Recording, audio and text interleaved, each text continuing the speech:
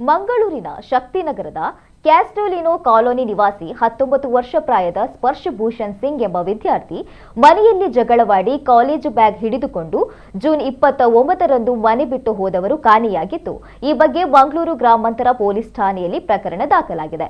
ಈತ 5.4 ಅಡಿ ಎತ್ತರವಾಗಿದ್ದು, ಎಣ್ಣೆ ಕಪ್ಪು ಮೈಬಣ್ಣ, ಕಪ್ಪು ಕೂದಲು, ಸಪೂರ ಶರೀರ ಹೊಂದಿದ್ದಾರೆ. ಕನ್ನಡ, ಹಿಂದಿ, ಇಂಗ್ಲಿಷ್ ಭಾಷೆ ಮಾತನಾಡುತ್ತಾರೆ.